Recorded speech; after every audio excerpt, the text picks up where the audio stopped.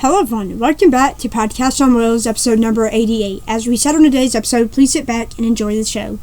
So, we technically didn't miss yesterday. We wanted to film yesterday, and now it is Thursday, right? And if I totally forgot about this, I was like, oh my god, like, we're gonna miss the deadline. And then I realized, oh, they're on Friday. Yeah. They're on Fridays now. But we have a few topics for you all today, so we're gonna just dive right in. For the first topic, we have dentist appointment and how it went. Okay, you can go ahead and talk about the results. So, for me, thankfully, everything went really good. So, I went to... Per usual. Yeah. So, I have pretty good teeth, shockingly. I'm shocked at that. Like, I have some pretty bad habits, so I'm kind of shocked with how well my teeth integrity have maintained themselves.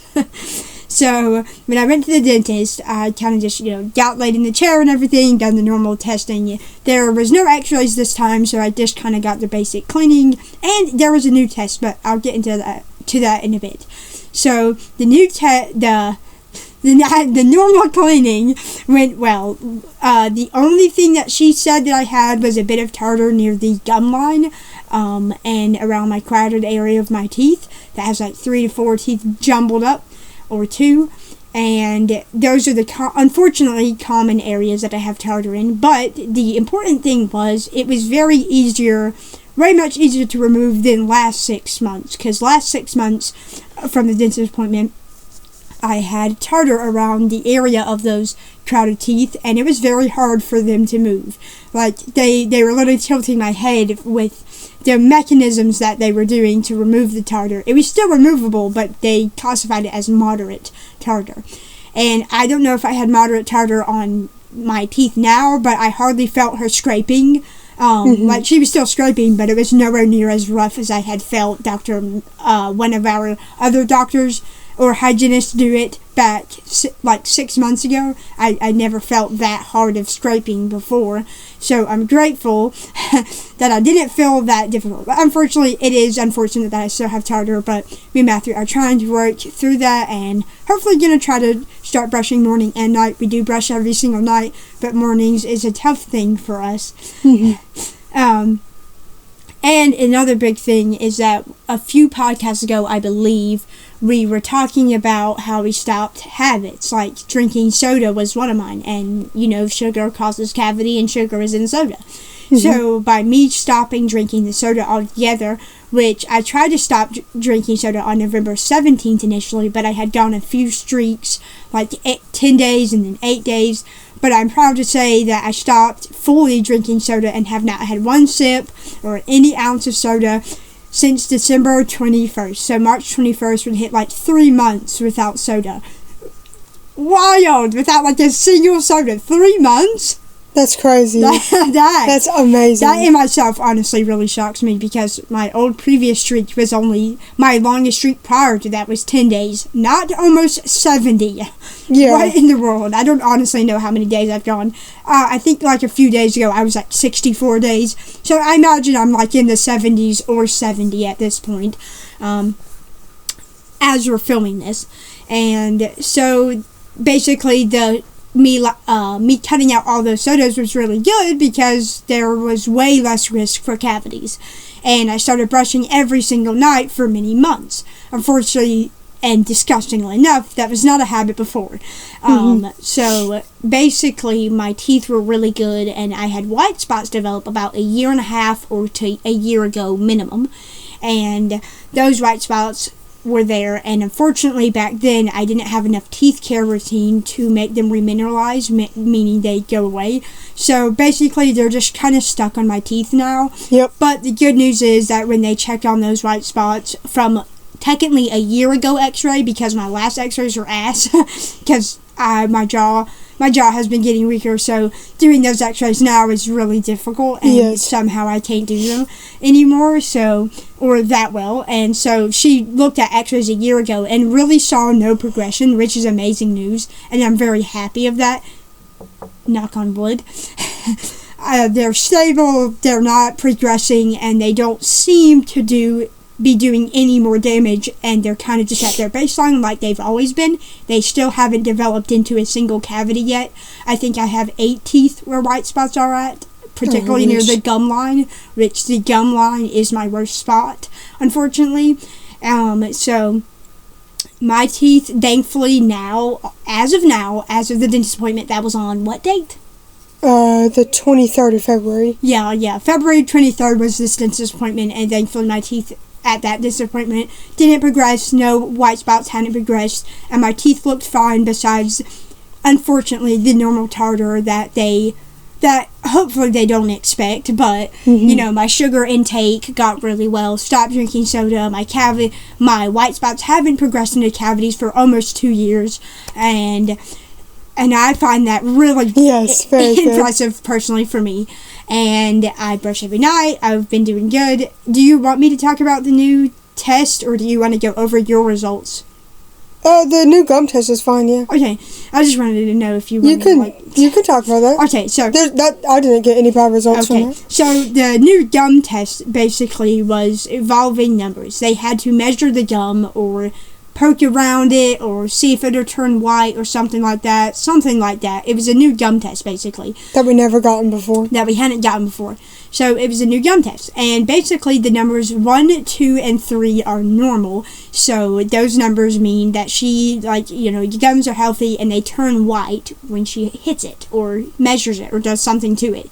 But 4, 5, and up, 4 basically means gingivitis. So basically that might look like an inflamed gum, or when she pokes it or presses around it, it doesn't turn white, I suppose. And 5 and up is periodontal disease. So that basically means that maybe bone ossification might start. Maybe, I think that's a word. Hopefully that's a word. I don't know. Where your teeth start shifting because of how loose they are in the gum. And just the lack of gum care can lead to periodontal. Actually, gingivitis can lead to periodontal pretty quick if you don't take care of it. Yeah. So the basic necessity for that test was to see how bad an area of gums were. So let's say on one's, top teeth, if they go, oh, this tooth's 1, this tooth is 3, this tooth's 2, and then, 9, wait, this tooth or this gum area is really bad while the rest of them are healthy. Like, your toothbrush isn't able to get under that gum. Like, we need to do something about it. Mm-hmm. So it basically is just a measurable test or a basic test to see, how well your gum health is. So if it was 1 or 2, then you'd be fine. Or 1, 2, and 3, you'd be perfectly fine. But 4, 5, and up mean gingivitis, periodontal, and beyond. So it can easily go from 1 to 9. So those are just basically areas where those can be pretty damaged. Thankfully, all my teeth were normal. 1, 2, 3, all maximum. No 4s, no 5s, no nothing. No nothing above. My teeth were fine. No white spots have progressed into cavities yet, and all my gum health is fine. So my dentist appointment essentially fine. Yeah, essentially kind of normal. I mean, not perfect. They still noticed some flaws like tartar. But, my habits got better, my white spots haven't progressed, and the gum test went fine. So overall, in my opinion, perfect for me. Yes. So my dentist appointment went fine. Now, William's appointment... Obviously. So, as you know, for the past 13 months, I've been having some dental issues every time I ever went back there. And, in February of 2025, last year, I got the news that I needed my first ever cavity filled.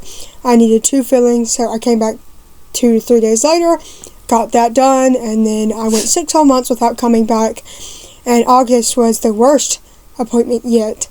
I figured out that I needed 6 more fillings. At first they said 3. And then, no, mind, 6.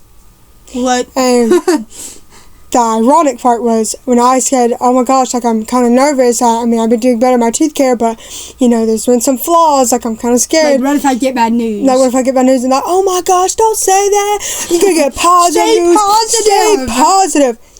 10 minutes after they said that, they looked at my x-rays, started making noises, and said I needed 6 fillings. And my last ever adult wisdom tooth to ever grow in, gotten all 3 scot-free, impacted. Don't tell me to stay positive when I got 7 bad news. And that was on my birthday. August 5th is when you... And then after that appointment, I had to come back a week later. But during that whole week, for me getting there back again, I don't know how to word it, I got stung in the neck. Like a week after the news. Yes. Like, I needed to come back a week after that appointment, that main one. But throughout that week before I came back, I got stung in the neck by a bee. I got freezer burn treating the bee sting. I got almost vomited on. I fell off a slide, smacked my ass, and my drink spilled everywhere on me in that same week. Did that vomiting moment almost for me happen in August? Yeah, she almost threw up over my head. Because I was... do you want me to tell this? And then I almost had an asthma attack at the reunion. Yeah. That happened in 1 week. Right after my birthday. That was a very terrible news. I got then the 4 fillings. We had to do 2 appointments for these treatments. I got 4 fillings. They said a little bit of soreness. Little soreness on my ass. My gums were swollen, inflamed. Gum pain. They were throbbing for 6 hours. I was in all night. I was up all night moaning in pain. Yay! I was taking medicine like constantly. Sounds beautiful. I know, right? And then I came back for 2 more fillings about 4 weeks after that appointment. That one went well, no pain, feeling fine, numb. But I did have pain during the fillings because my other 4 fillings are on the top, and the cold drill sent me nerve pain, shooting nerve pain throughout my entire side of my mouth. Yeah, and I felt like my neck was going to rip the fuck off because of the metal guarding around my tooth. Because it almost got stuck on my tooth. Yep. No, it got stuck. Yeah, it got stuck. They had to screw it off somehow. Yeah. Wrench it out. Yeah. No, it almost got stuck. Yeah, but permanently. No, for a minute I thought you said numb butt. I was like, why is your butt numb? Well, we're paralyzed, so technically it's numb. I guess. Feel it. But those are those 2 appointments, and then I didn't have to come back for about 5 more months since September. And then I got infections. Yay! Pretty much I was about to say something funny. I said I haven't felt my buttocks in 5 years. 2 years. And then, my last appointment for a procedure was in September, so I went 5 months without coming back until this February. I went back there, I discarded hundreds of sodas, started brushing my teeth every night since November, so it's been almost 4 months. I'm incredibly proud of myself. I'm shocked I've been still going that long. I know it sounds nasty, but my depression and mental health and other conditions just made it worse. But thankfully I've been in a regular schedule. I've been doing really good on that. Never really missed a night. And I went back to the appointment, and thankfully my teeth were a lot easier to clean. Less scraping, less sensitivity, no more pain. That's good. And my other teeth that had 8 fillings, those are still doing fine. My other teeth that they were looking on were fine. They didn't show any more progression or damage or needing more fillings, so that was good. My gum test was fine. But I didn't walk away without bad news. Still. All that was so good. I was doing so phenomenal until the very end. Did she look at this top tooth? Yeah. Yeah, what's wrong with it? So some of the enamel is falling off. Falling out? What? Falling out? Yeah. So, sir, the top part, the tooth that you had work on like a filling. Last month, or 5-6 months ago, on the top right tooth, yeah, the enamel's like chipping off in the front, right near the gum. Ooh. Yeah, we might need it. I was like, oh yeah, okay, do we need to do a filling? No, we're just going to put a big watch on it until August. What will happen in August? Well, last August was terrible. What's this August? Why is every August? And so, all my other teeth were fine. No cavities. I don't need to come back until August, so just a regular 6-month routine appointment. And we got all that, but unfortunately, the enamel is literally falling the fuck out on that one tooth. So they need to revision it either with more fillings than already the 2 or 1 it had, and then something like that. They might either need to do more major extensive procedures and dust a filling, which never had, kind of nerve. And my impacted wisdom tooth, I really got no news. They just said, yeah, it's still kind of impacted. We're just going to watch out for August. Yeah, I'll probably get more x-rays in August and see what they need to do. I swear to God, if I hear that I need surgery, I'm going to cry. Because I've never had oral surgery, so I'm a little nervous because I hate oral pain. And his friend Sydney, and our friend Sydney, has never had surgery. Has never had surgery in her life. Yeah. Kind of nervous, y'all. My husband Matthew has had probably 7 or 6 surgeries in his whole life. Yeah, but that's pretty much my dentist But news. never oral. I only got one bad news on one tooth, but it was nothing like August, and I just come back for the regular 6 months. So finally, I don't have to go 2 or 3 times in the span of the 6 months. Yay! So yay, we're doing better, but it was still bad news. So still on the bad news train after almost a year. I mean, over a year. Yay! So now the second topic is Nephew's first birthday. So Oliver, our nephew, turned 1 year old on February 25th. Yay! How has he turned 1? Yes, he's officially turned 1 year old. Yeah, we had his birthday party on the 28th because we had his original birthday on the 25th. We just kind of hanged out, had his favorite balloons, not presents. I don't special think. birthday breakfast, but like kind of birthday thing. breakfast, birthday day celebration. He was unfortunately kind of upset, really on and off. He was very all grumpy day. that day. Unfortunately, but then on his birthday party, he was also grumpy today. Yeah, I don't know what happened. Poor baby. So he's now learning how to drink out of freaking sippy cups. No, straws. And straws and sippy cups. Like he's growing so fast. My baby boy. You baby. He's so cute. I love him. Yeah. So his birthday party was on February 28th, and we spent a while setting it up. About 2 hours. 3 hours? No, we went from like 12 to 3. So it's like 3 hours, something? 3 to 4 hours. The setup went fine. We just we were just casually setting up. It was smaller things that, took time. We made meals, we set up, we hanged out, and then it was time for the birthday boy. We had fun celebrations, we had yummy food, we played games.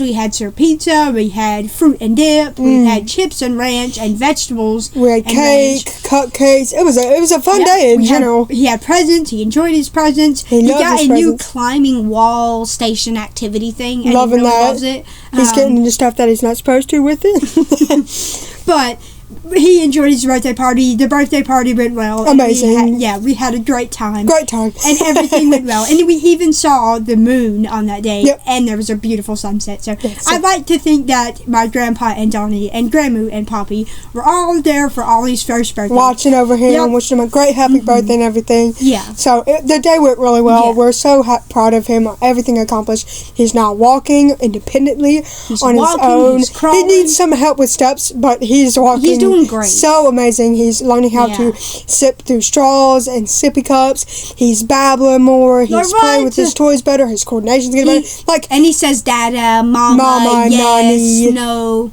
Yeah, he says a couple words. And nani. I'm just so proud of him. I seriously cannot believe he's 1 year old. Like, he was Dutch born. I don't know how the hell. Yeah. He's going to be 13 months old this month. So, just in 3 weeks, he's going to be 13 months old. I love him so much, and I'm so proud of him. Yeah. He's amazing. He's such a cute little guy. Baby. He will always be so little. But now he's a toddler. He's so little in my arms. Yeah, but it is... But now he's like 20-some pounds, 22 pounds. It is kind of hard to believe because he still looks so tiny. But then I really put it in perspective. Oh my god, he has like 4 years until kindergarten. What the fuck? And he's 5 teethies. He has 5 teeth. I didn't know he had 5 teeth. 5 little toothies. Because the last time I had seen it, he had like 3 or 2. And now he has 5. Where did 5 come from? Yeah, we didn't get much more toothy updates. But we actually caught his first teeth on camera. Yeah, and we scared him with our reaction, but he was fine. We never showed you that in a vlog, or at least I didn't, but we have a little picture of this first tooth. We won't show you it. Yeah, it's so cute. Because that's too much editing. It's too much editing, and we're not looking through an hour of footage. But no, his first tooth was amazing. I love that I caught that moment on camera. Because I was initially trying to take a picture, but I was like, wait a minute, what if I just you got it? And I was like, what if I just filmed to take many pictures during the video? And I ended up catching a clear picture of his first tooth. Yay! When was that? Like November, December? I don't know. It was like around November, December. It was probably like 10 months old or 9 months old. I can't remember. But he goes. And that was his first birthday. It went well. Yes, Now, yes. the other topic, or another topic, is new set opening and how it went. So, I'm just gonna kind of go through mine. A new set, Paldean Wonders, came out. Kind of came out earlier than expected, but I was originally... 25th? Yeah, I was originally going to open 40 packs, but then I had enough for 50 packs. I opened those, and spoiler alert, I got, I think, 2 baby shinies and something else. A big shiny? I don't know. I got 3 total hits out of 50 packs, and it was kind of a bummer, but thankfully all the rewards are giving me a bunch of hourglasses, so I can hopefully open 50 packs of the next set coming in probably this month as well. But it was alright. I'm now getting better hits. I got a wonderful full art yesterday. It was so freaking pretty. Mouse Curata. And I got a shiny about 3 days ago, so my luck is periodically here and there. But Doc's luck is, of course, insane again. And she's doing amazing, and it irritates me because I'm lacking everything in this game. So, and what William means by opening an extra 10 pool is that we had hourglasses, of course. I had enough personally to have a 10 pool after opening 50 packs, I think. Roughly a 10 pool. I had 1 hourglass. And so I opened 50 packs. William's original plan was to open 40 packs until he saw, I have enough for 50 packs. I'll just have 1 hourglass left. Let me do 12 Pokeballs out of the 40 packs that he had opened previously, his luck wasn't that too bad, Well, it was still bad. But he got, shinies, maybe a 2-star, maybe not. I don't know. No, you got something else. I can't remember. But you had something else, a few shinies, so I was like, okay, not too bad out of 40. And he said, should I do this? Should I spend this 50 6 packs? Pokegold and, 6 more Pokegold, a few hourglasses, and he said, I'll only have 1 hourglass left. I said, I don't really know. Maybe if you really want to, you can do it. He did it. And I kid you not, he didn't even get a fucking EX out of the entire 10. Yep.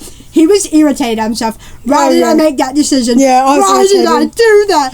Because he knew... I was literally asking him why. Yeah, because he knew I was already bigger hourglasses. I could have free-willingly opened 60, but I didn't want to. I stuck with my 50 and got incredible luck.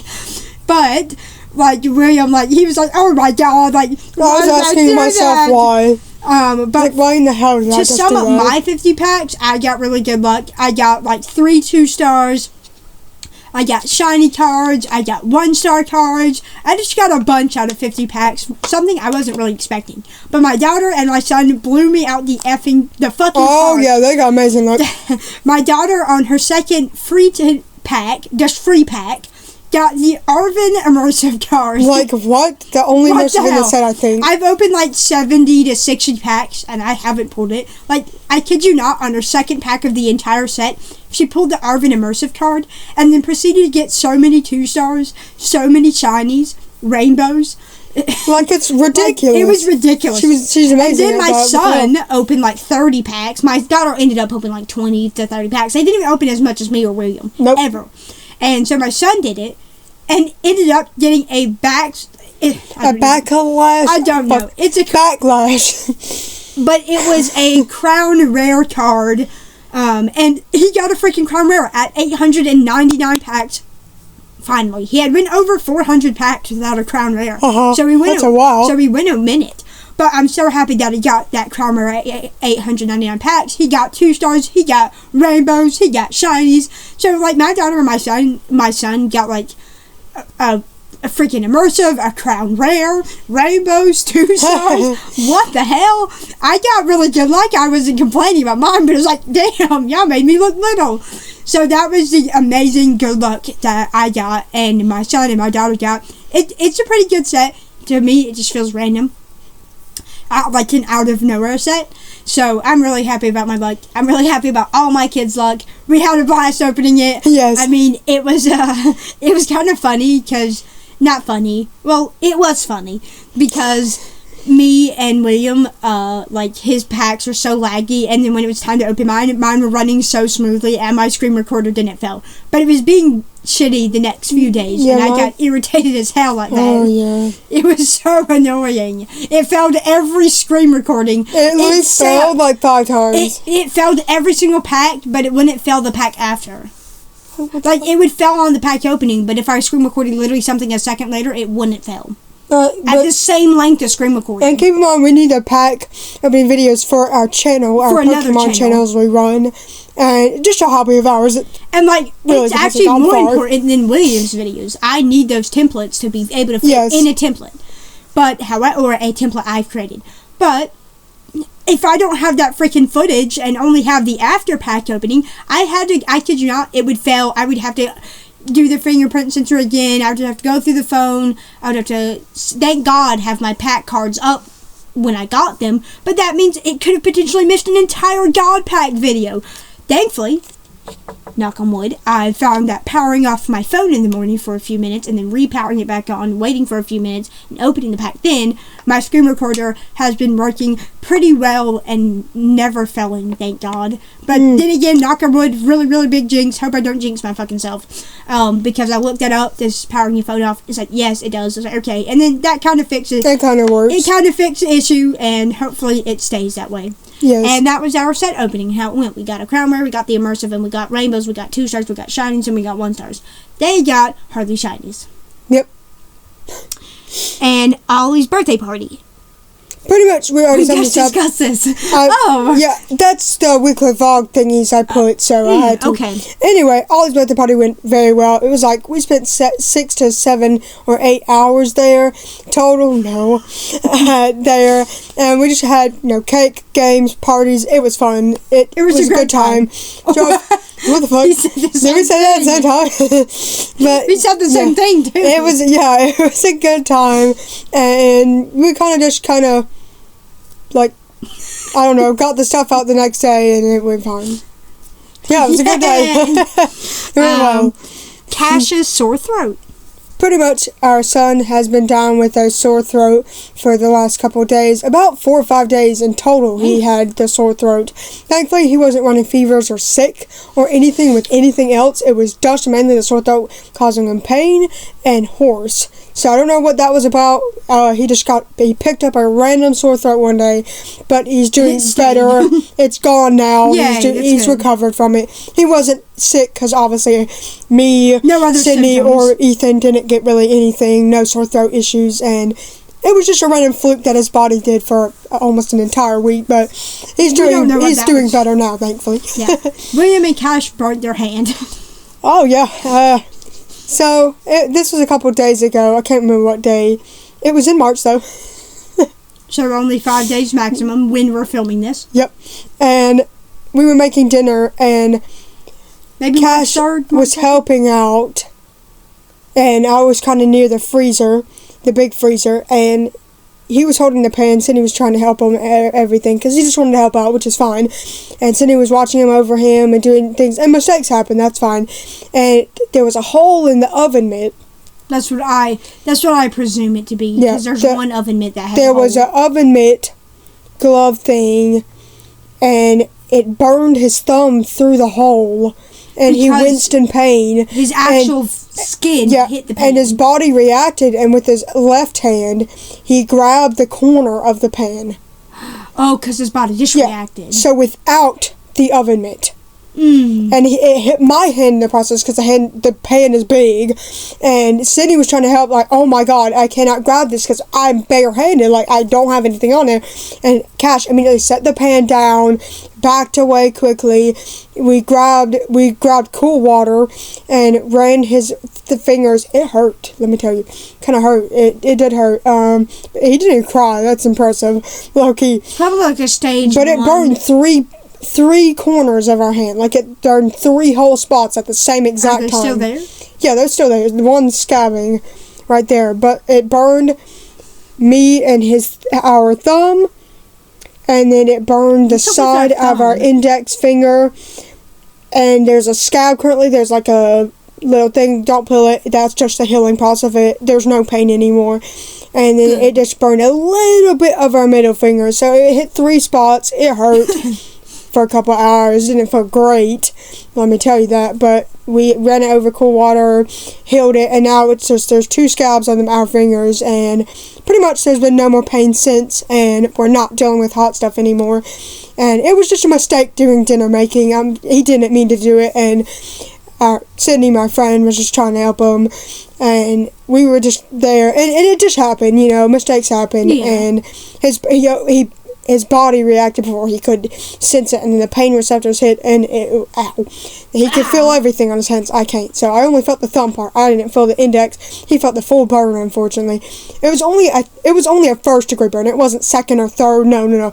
We would have probably been in the ER at that point. It just slightly blistered. It got blistered and burned, and like burning and swelling a little bit. But other than that, the pain went away about after a couple hours after the burn, not even like a whole day, so that's good. We recovered within a day. The scabbing's still there. It's been like, I think 3 days since the burn or something, so it's taking a while to heal, but I'm sure everything's fine. It's just a mistake that happened, unfortunately, but we were both doing good, and it hurt my thumb, but my son, to feel the full burn on the worst parts of the fingers is bad, and I felt bad, he was in pain, because that does not feel good. It was a first degree burn, but thankfully we're getting recovered from that. Mm-hmm. And yeah, that was their burn. I did get a paper cut on my thumb this afternoon.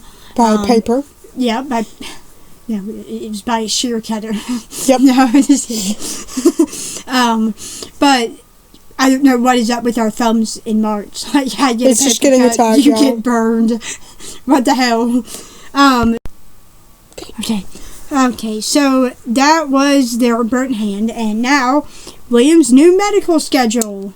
So pretty much yesterday we were making a schedule because I've been basically noticing complications throughout my illnesses and asthma, where I was actually, I don't think I've ever told this moment, or I don't think I've ever did in detail. Do you want to create a separate topic on it so we can just kind of cover that in a new other episode? No, it's fine. Okay. But I just noticed complications and everything, and pretty much during this September cold, what we didn't film was phlegm was rattling in my trach, and I was suctioning, and I had taken a Buterol and taken a hot shower and nebulizers, and eventually all that phlegm came up all at once, and pretty much it made a thick wall of mucus. Like basically like a plug. A plug in my tracheostomy, which is my airway. Or a cork. A cork-like plug, and it blocked my airway completely, and I couldn't breathe. There's sheer panic in my eyes. Doc heard it lodge. It went... Like it... or something. Yeah, it kind of went like this. Yeah, something like that. And like she looked back, and so my eyes widened, and I wasn't breathing. I couldn't talk, and I wasn't breathing. So kind of like my food incident in July. Oh, no air was getting past. Like, I couldn't breathe. Oh, me neither. And but it was like not my Sydney had to immediately start suctioning as she could, and then she had to do the cough assist, and then suction again, and thankfully 30 seconds without breathing went by, and it dislodged. What he experienced was known as a code blue. A code blue situation. Because I went 30 whole seconds. If I would have went any longer, Sydney would have had to bag me, an ambu bag, on my trach, to physically ventilate for me. And manually resuscitate him. Manually resuscitate me back to life, or back to breathing. Like try to restore his oxygen. Before I went into cardiac arrest, or worse, Respiratory death. failure. Respiratory failure. I was in a code blue choking situation. Emergencies, horrible choking. Yeah, my airway was fully obstructed by phlegm. That's terrifying. That was the most scariest fucking 30 seconds of my life. I could not get a single breath of air in, and out there I was just coughing and like trying to get my breath back, and thankfully I recovered at home, but I should have probably went to the ER for that. You should have. Like, that was it. Yeah, that was a very terrifying moment. And just, my body's been getting infections more, and I realized, maybe just using the nebulizers and, manual PT and the cough assist. Well, I use cough assist daily, but like cough assist more frequently during illnesses. Maybe I should start doing this daily instead of just doing sicknesses, because it's clearly not doing enough, even while just doing sicknesses. And I recently got on my steroid in February, so I've been taking that for about almost 3 weeks now. And I've been doing that twice a day, so that's been added to my schedule because, as you know, I had lung damage from my asthma appointment, my first ever one, coming back in March. You see, I'm feeling both inhalers are almost not working at all. in 2 my more weeks? case, it feels like there's nothing going on. Yeah, so like I think Like, there's no about effect. 11 more days until his appointment. So, I don't know what's happening there. I'm going to explain that to the doctor, see if we can get a nebulizer for Sydney, especially so her meds could reach her actual deep part of the damaged lungs like mine. And we can maybe get an acapella for her, which is a device where you blow in, exhale for 3 seconds. What? Are we going to, we may need different medical equipment then? Yeah, I guess so. But pretty much we may need an acapella added in, included with, for me, a cough assist vest, which I added there. And the cough assist vest is new. I always got only manual. A chest percussion vest? Yeah, what did I say? A cough assist vest. Oh, sorry. But I have my cough assist machine. I've always had these devices in my home, but I never really used them until illnesses, which was only a couple times a year, and I wouldn't be using them as frequently. But now I'm using, I take now 3 nebulizers a day. 1 is hypertonic saline to get all the mucus up, and 2 are albuterol to open up my lungs throughout the day. And my rescue inhaler is still there before exercise and or when I need it on top of that albuterol nebs. And then I take my steroid inhaler twice a day, and then I do my cough assist twice a day, then I do the shaker vest twice a day. So I'm having like 2 full airway clearance sessions every single morning and night now to keep my lungs more better, I would hope. And open. And Sydney is going to hopefully get her devices soon. I can't use the acapella, my lung function's too low for that, so I use a shaker vest instead on top of a cough assist and on top of nebulizers. But Sydney would likely need a nebulizer for her at the house. She doesn't have one. And an acapella, which is 2 machines essentially. And the basic... And the nebulizer, she's probably going to need either hypertonic saline for when she's ill, sick, and then I think the albuterol or something to clear out the mucus in her lungs before she takes her accurate inhalers that she can have the breathing techniques for, to essentially just get those medicine better in her lungs, because we cannot face more and more damage, as that's just making our conditions even worse. So both me and Sydney are, hopefully Sydney is going to get her devices soon, and I have my devices and stuff, and I'm going to start using them daily very, very soon, or today. And or tomorrow. Tomorrow, technically. Just have all those devices now, and I use them twice a day, and during illnesses I use them a lot more, and I'll probably be showing you in a weekly vlog what the schedule will look like. It's over an hour of breathing stuff a day because my lungs are now that weak, and back then the reason why I put it off because my lung function wasn't as low, my asthma wasn't as worse, but now that my asthma's worse and my lung function's worse, it's time for me to get on that schedule. I truly do believe hopefully it will help.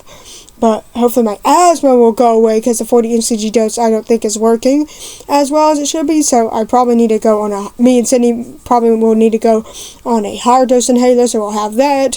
And then she needs to get her nebulizer and maybe acapella. And I just need to stick to those machines and everything, and be on my nebulizer while Sydney's on her nebulizer, while we get her hypertonic saline and albuterol and the nebulizer for her to clear out her lungs, and then I got mine, which I need to clear out my lungs, and then we need to get probably a higher steroid. I don't know what we need to do. We just gotta kind of state what we're going through, and then hopefully have more answers on March 16th to get new equipment for Sydney mainly, and maybe a new steroid medication inhaler-wise for me, and to see what can kind of happen throughout our asthma journey.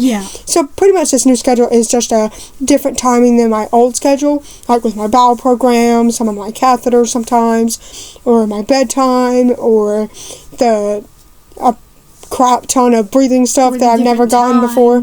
And pretty much essentially, thankfully, I have my equipment, but I'm going to start using it a lot more frequently for my lungs, and I probably need a new steroid inhaler or a higher dose.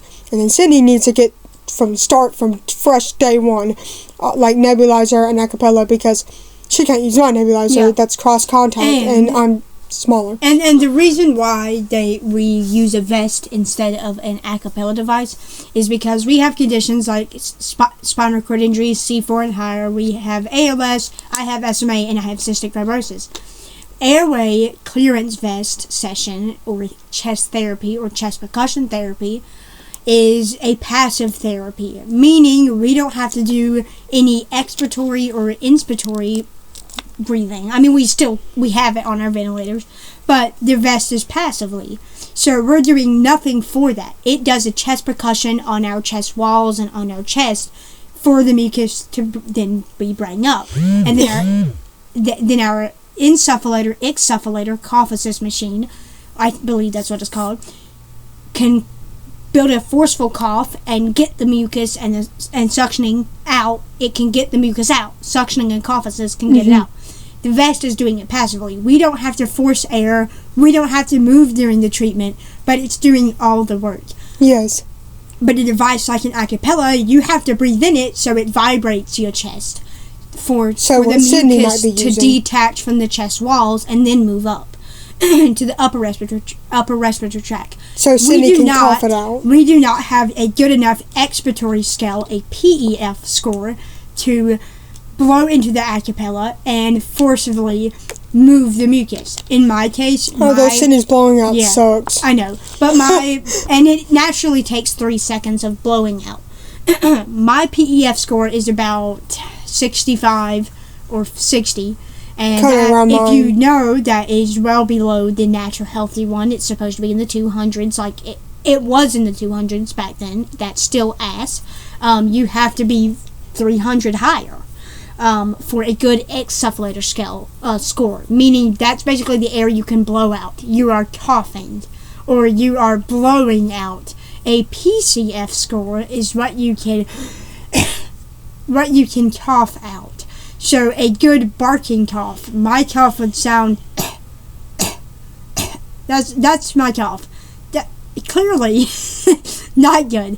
My PCF score, I believe, is about 75 or 70. Okay. And that was tested 6 months ago. That was my PCF. And so, for the acapella device, you need to have a good expiratory blowing out, or a PEF score, or a normal PEF score, to be able to vibrate the device, or enough PEF score, if that makes sense. You gotta be able to blow it, and so it can vibrate your chest wall, or send vibrations or something. I've never used that device. I've been too weak. And so the acapella device it kind of acts as an airway clearance vest. It just shakes the mucus, moves the mucus, and you can then cough it up. But because me and William, or I myself, do not have a good enough PCF or PEF score, very low, almost not, literally classified as non-effective, I need an insufflator, exsufflator device, or a cough assist, and I do need the chest clearance vest, or an HFCWO vest, I think it's called. I don't know what the whole name I looked it up earlier and I forgot, so my bad. So those devices basically help me do mainly the normal thing. My cough assist device gives me the minimum healthy cough, or a normal PCF. My cough assist gives me that, or allowing that, so that way I can produce a good cough, so it can actually get mucus up, so my husband could then suction it out. And when William mentioned nebulizers, I'm not trying to go gloat on about me for a while. No, it's a lot. But for me, on a good, healthy day, when I'm not on my Caiston antibiotics 28-day cycle, I go through about 4 nebs. I believe. Just still higher. I go through 1 Pulmozyme neb. Once a day? One Pulmozyme neb, 2 saline. No, 2 hypertonic saline, maybe? No. 2 butyral, I don't know. Okay, no, actually, no, I got it now. So, I go through, in the mornings, I don't nebulize albuterol. I take my albuterol inhaler through a aerovent chamber on my ventilator unit. It's in line, so basically you don't have to take off my ventilator circuit just to access the spacer, the tech chamber. So that's what I take my inhaler. I take the inhaler in the morning. Now, I do maybe at some point have to switch to a nebulizer if that gets too insufficient for me, and going like just taking a breath or something, maybe pausing or timing the in respiratory rate so the medicine can be inhaled further then. But maybe it might be nebulized one day, I don't know. But for right now, that makes me skip an extra med.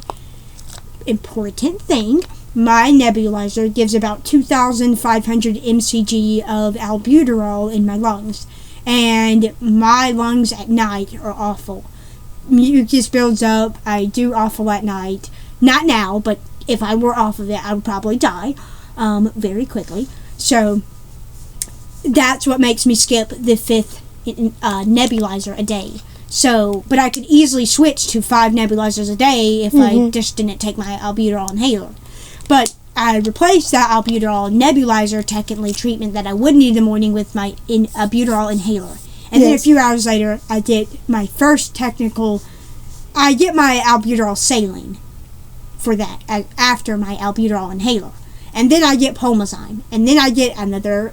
Then I finally get the albuterol at night. And then the hypertonic saline. So I go through about 2 hypertonic saline nebs, 1 albuterol, and 1 Pulmozyme. Those are my normal nebs every single day. I go through about 4 a day. So that's like 8 nebs in 2 days. But if I'm healthy and good and not sick, if I happen to be in a 28-day cycle of Casein, which is my antibiotics to prevent or to lessen the chance or to get rid of the bacteria of Pseudomonas. A deadly infection for CF patients. Which is a deadly bacteria to be in our lungs for CF patients. And I go on this every other 28 days, so a rotation of antibiotics. So April is when I start my next round. Or, I think, they said April 1st. My doctors said April 1st. Thankfully, it's one nice, lovely date. So, April 1st is my next Casein. After that, I start going on 7 nebs daily when I'm healthy, if I'm on Casein. So, that's where it gets more. I'm not sick. I'm perfectly fine if I'm on Casein. But if I were to be sick, then I would have to go on Casein sooner, if that makes sense. So please know, if I'm healthy and good and you hear me on Casein, no, I am not sick. I'm perfectly it's just fine. her medicine. It's just to prevent Pseudomonas or other bacteria shit. So because I go on about 7 nebs daily if I'm on Casein. Because naturally I take one Pulmozyme neb, 2 hypertonic saline nebs, 1 albuterol neb, and 3 Casein nebs daily, if I'm in a Casein schedule or cycle. So that would end up being 14 nebs in 2 days instead of 8. But when I'm sick, it goes to 11 nebulizers a day if I'm on Casein.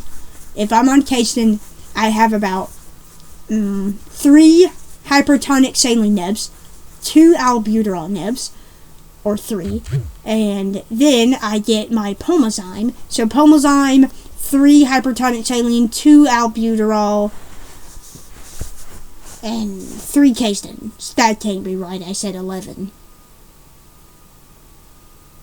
I don't know. So 3 Casein, 3 saline, and maybe 3 albuterol, and something else. I don't know. Yeah, it's 10 to 11 nebs, 9 minimum, I think. Damn. When I'm sick and I'm encased in, that would Take be 5. that would be like 5 9. or 6, I think. So like, it's very hard for me to remember, but I know A day. it. But it's very hard to remember, if that makes sense. So basically, when I'm sick and I end up being in a Casein dose, which is very highly likely, because when I get sick, it's very hard for me to fight off bacteria, so I need an antibiotic to prevent Pseudomonas or pneumonia. And so in that moment of time, I end up taking like 9 nebs minimum. And I think I take like 3 albuterol nebs a day, 3 hypertonic saline, 3 Casein nebs, 1 Pulmozyme neb. So I go through a fucking lot, like 10 nebs. Yeah, I think 10 nebs. I think about 10 nebulizers a day, so that's like 70 nebs per week. Yep. So pretty much the whole confusing rundown of this is, for me, I know I went on a rant. yes, for me, I now take this kind of airway clearance stuff and percussion therapy twice a day now instead of dust when I'm sick. So I have my chest percussion vest, quickly, just plugs in. This I use it twice a day now. And then I use 3 nebulizers a day, 1 hypertonic saline, 2 albuterol, just 1 albuterol per, night clearance session and morning. Then I use the cough assist machine, which basically makes a cough for me. And then after that, I use a suction machine to clear all the secretions. And that's the 4 machines I use twice a day. And then on average days, I just use 3 nebulizers, 2 cough assistant vest percussions, therapies a day, twice a day. Then I use a cough assist twice a day. Then I use my suction machine about 4 times a day. So I use these machines constantly throughout the day. Pretty much like me when I'm healthy. Yeah, and during sickness, it pretty much almost triples.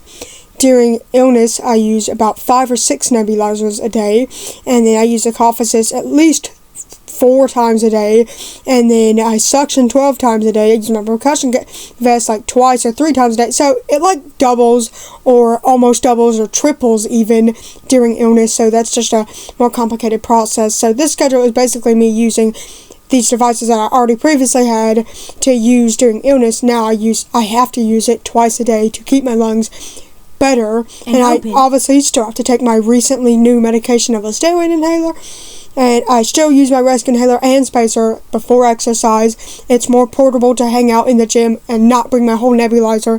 That's insufficient for both me and Sydney, and these combinations of 4 machines help me, possibly 5 machines help me twice a day now. And that's my schedule. Instead of during illness, I use these twice a day now. And I'm still using my steroid inhaler. I might need a higher dose of that, and that's all. For Sydney, she starts from square one. Yeah, which just sucks. I have these machines. She doesn't. She can't use my machines. That's cross-contamination, and it's not safe in general. Because if I catch something that she might have, that's horrendous for me. So, and her equipment has to be much, much bigger. She tall, okay? She's much bigger than me, okay? And for her equipment currently, she has a rescue inhaler, and she uses that for exercise and on flare days, sick, or when needed, so constantly. Not constantly, but you get my drift. And then her steroid inhaler, she takes twice a day like me, and we might both need a higher dose of that, maybe, or a whole different brand, or combinations of meds. Yay! And then the rescue inhaler we both still use when needed and whatnot, but what we looked up that she may need, probably highly likely, is a nebulizer, a butyral nebulizer, and hypertonic saline, so she'll only have 2 meds through it like me. And she needs those meds to clear up the mucus from her deep, small bronchial tubes that she cannot cough up efficiently on her own. It's too much. That's overriding her lungs, and the medicine can't get in. So that's very bad. And she needs a nebulizer to then, after the nebulizer, she has to use her a cappella device. I can't use this. She can. She uses her a cappella device to blow a hard exhale in 3 seconds to shake up the mucus up into her larger airway, so then she can cough it out efficiently, and it makes her mucus less stickier, because severe asthma causes sticky, thick mucus. So pretty much the new machines that she may need is an a cappella and a nebulizer, and I don't think she needs anything else. Like, she doesn't need a cough assist. She can clearly cough on her own, thankfully. She probably has a pretty good expiratory scale or score, as in coughing, or inspiratory maybe. I think she has almost relatively normal scores. However, we don't know. She has not gone that far. Yeah, we haven't gotten that far in both me and her case of asthma. So pretty much my schedule is just twice a day now with all my 4 machines, and my nebulizer medicines is only a butyral and hypertonic saline, just to get things open and clear and thin up the mucus, so that way my medication can get in there easier and the clearance can work. And then my steroid inhaler is literally just the same, just like Sydney's. Might need a higher dose, and the rescue inhaler is literally, so the only thing that Sydney has is a steroid and rescue inhaler. I have the cough assist, the vest, the nebulizer, the steroid inhaler, the rescue inhaler, and I think that's like 5 or 6 machines I have. The ventilator. Well, yeah. But Sydney don't need a no ventilator or something like that, thankfully. Thank God. You just talked about your asthma, of course. But, yes. But that's pretty much mine. It's mainly airway clearance. It's not like a medication for asthma, if you know what I mean. So, we pretty much both have that steroid inhaler. Never changed yet. We may need a higher dose, so we got that. Second, we got that steroid inhaler there, so. And the rescue inhaler is just used when needed, and then I have my airway clearance stuff twice a day now, instead of just when sick. So, I know it's all confusing and hard to take in, but Cindy needs to start from square one and probably get the most important thing for her right now is a home nebulizer. She needs that. Like, she used to have it as a kid 3 times a week, 7 to 10 minutes of treatment, and multiple times a week for at least 2 years minimum, and that would help her lungs. But she probably needs it again because the mucus is not getting out. It's so deep. So, and she cannot cough it up from that far down. You cannot get it up. It's like brick hard. And so she needs that, especially that, and the acapella to help clear the mucus. So she needs that, and just her medicines, like her 2 meds there. I need that on top of this. So that's my kind of schedule. I know it's a confusing process. It's even confusing for both me and Cindy. We're getting constantly new stuff, new machines, new schedules, and we're figuring out everything in the asthma appointments that's coming up constantly. So, and we don't know if we're being referred to pulmonology. We don't know. But that's our new schedules. That's our machines that we kind of use, or machines that we want to use or need in the future. So that's kind of our schedule, and it's hopefully going to go very well tomorrow. So, Doc and William's weight loss. So, I'm going to explain this. So, basically, in my case for weight loss, what we didn't realize was in last episode that we never even fully knew that I was the weight I said I was, which was 95.8. And so, to give you backup, in around July or June, I had an endocrinologist appointment or a follow-up endocrinologist appointment because they were worried about my TSH and free T4 levels. So I had to go back in for a follow-up.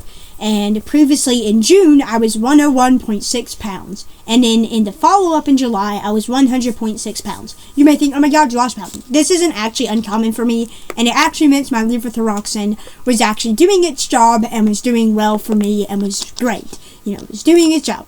And then in September, what I like to call is I got a comical level of sicknesses from September to January. I got a cold, the moderate flu, severe acute bronchitis, and that almost turned into a 4th one, pneumonia. Thankfully it did not. It was very close. But I had not noticed, I started to notice more pressure sores issues, and those typically come up for me when I'm starting to lose weight. I knew that the comical level, or the 3 sicknesses, almost 4 sicknesses I had in a row, were really bad, and were possibly taking a toll on my weight. I just didn't expect the drop. And then around February 20th, I rated myself on our home scale and saw 95 pounds, 0.8 ounces. And that kind of shocked me because I haven't been 95 pounds in like 3 years. And it takes me a really long time to gain weight, or takes me a really long time to be stable. So I kept going back and forth. But the important thing to know, I hadn't been that way in 3 years, minimum. And I hadn't seen that on the scale, and our home scale is a bit finicky. So I thought, oh well, nothing's wrong with that. It's just chilling. This home scale's wrong. Well, it was when Matthew weighed me 3 times in a row, and it said the exact same number. Well, that's a little weird, 3 times in a row, it's short enough to get something right. And it's okay, I just kind of ignored it. But I did talk about it. I was like, oh yeah, I might have lost weight, but I don't think it's that low. I subconsciously knew that I lost a bit of weight, but I didn't think that much amount of weight, because I'll tell you in a bit. So, we had a gym session with our friend Flora, and I finally got to go to Planet Fitness, got to actually go into the app, got to go in the gym. It was nice, it was fun. Love the gym. But there was a scale there. And I automatically know that the gym scales are far more accurate than our home scale, so it's like, because it showed my weight. Yeah. So, you know what? I decided to go for it. You know what, Flora? Let me weigh myself. Let my husband and me weigh myself. Let's do this. My husband put me on that scale, and I had my phone in my pocket. It's important to note that I have my phone in my pocket. It said 95.6 now. And this was around March 1st, March 2nd-ish. I went to that gym. And I suddenly saw that number. And I realized I was 2 ounces lighter than what I had weighed just 10 days earlier. Or 10 days earlier probably. So I had noticed that. Oh my god, I'm now 2 ounces lighter. I'm actually this weight. That's not a good thing. And then we went to the gym, we done our workout, we done ROM stretches, we done our normal stuff. And then I weighed myself. And Flora said, oh wait, you have your phone in your pocket. Give me it. Or can you give me a phone? I was like, yeah, sure. It probably won't make a difference to the weight, or you might make an ounce. Then I realized I was 95.2 pounds. Oh, wow. I realize I'm very close to 94 pounds. Yep. Not exactly 94, but many close. ounces in. But that's not good. 94 pounds is very low. Levothyroxine is weight-based medication. My 112 mcg dose may be too high for the weight that I'm losing. I have currently lost about 5% to almost 6% of my body weight so far. And if I do drop to 95 or 95.6 technically, I would have lost about 6% of my body weight, which is never good. That would be like a 6-pound weight drop. And I need you to know that an 8-pound weight drop for me means I become an anorexic level of BMI. Yeah. Not good. Don't need that. Don't really need that. I've been getting more pressure sores due to the fact that I hit that weight, and no matter how much I eat, I'm not gaining weight. I have not weighed myself. I don't want to weigh myself on our home scale because I know it's inaccurate, so I'm just going to wait till the next gym session because I'm going next. Yep. So I'm like, okay, let me wait till there, and I'll update you. But basically in June, I was 101.6, and then in July, I was 100.6, and then from July all the way to February, technically is around probably December, whatever date I hit 95 pounds, but February is when I found out. So from July, or technically September, when this whole weight loss started, because I actually checked my weight in September on that home scale 3 to 4 times, and it said 100.6. So I was like, okay, I maintained my weight from July. Cool. So technically, from September to February... Yeah, pretty much both of us. From September to February, I had now noticed that I was 90... I went from 100.6 to 95.8. Then, in March, I went from 95.8 pounds to 95.2 on the final weigh-in on March 2nd. Around, like, 3 p.m.? I don't know. But around that time. So I was like, I'm now 95.2 pounds. And that was a few days ago. So I don't know if I lost weight. I don't know if I gained weight. I'm really hoping that I gain weight. But any ounce or any bloating can make a big difference. So I'm going to try to not eat or really drink much fluids before I go to the gym. So that way the weight doesn't get off balance or can be the most accurate it fully can be. And we usually go pretty early in the morning. So please don't think that I'm going for hours without food and water. No, I'm good. But that is the whole weigh-in. I am 95.2 pounds, and hopefully I'm bigger next weigh-in, and I pray that William is bigger, and now William can finally talk about his weight loss. Go ahead. So, pretty much my weight loss is I had an appointment February 9th for my asthma, as you guys know, and I got weighed on that scale, and it said 105.6. That's terrifying. Haven't been that way in 4 years, and our primary pediatrician doctor said, hey, you're getting kind of skinny, like, you lost weight. They feeding you well at home? She was making jokes. I was like, oh yeah, like, I'm eating fine. I don't really notice a limit in my appetite. I'm eating pretty much the same as I always do, so I'm actually eating more. I don't know why I dropped that kind of weight. It's unintentional weight loss for both of us, so we don't know why. We might have a reason for why infections, probably. Infection after infection after I'm infection. sure the reason is plain out infections. We got like 6 to 7 infections within like 4 to 5 months. Not each. Oh my god, no. No, combined. I would have lost so much weight. 3 colds, 2 flus, severe acute bronchitis, and almost pneumonia. Bye. Fucking stop. God. Oh my god. One of those colds are getting me lost in a like cold 10 pounds cumulatively.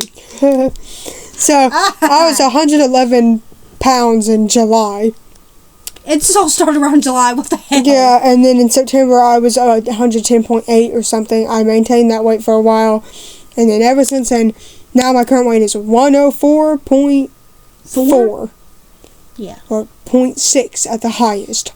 Me and Doc are now both under 105. I've been under 105 my whole life. You know how small 105 pounds is? Like, it's kind of tiny. Why are both of us under it? By almost a pound. 10 pounds. 10 ounces. Ugh. She doesn't expect the weight drop. Or the weight difference, sorry. But I'm just kind of chilling now at this weight. Me and Doc are trying to gain weight. We're eating. We're We're drinking, we're eating, we're eating. I don't know how. Nothing gets absorbed in our body. I'm taking my Zenpep, I swear. I'm taking nothing as I don't have CF. Why am I dropping like 8 pounds? Like I dropped 7 to 8 pounds. Kid you not. I dropped like 7. Like my highest weight, my highest weight ever in my adult life was 112. 104. It never wants for me to hit 1. That's almost 10 pounds. Because I was like I was at 19.1 to 19.2 BMI in July, and that's the only time once in my life that I've ever hit a 19 BMI. And then it quickly got lost, and now I'm underweight by 0.5 points, so I'm literally perfectly in 18 BMI. For me, I was 20.3 BMI, my highest BMI ever in life. Woo! 19.1. Went over a BMI down.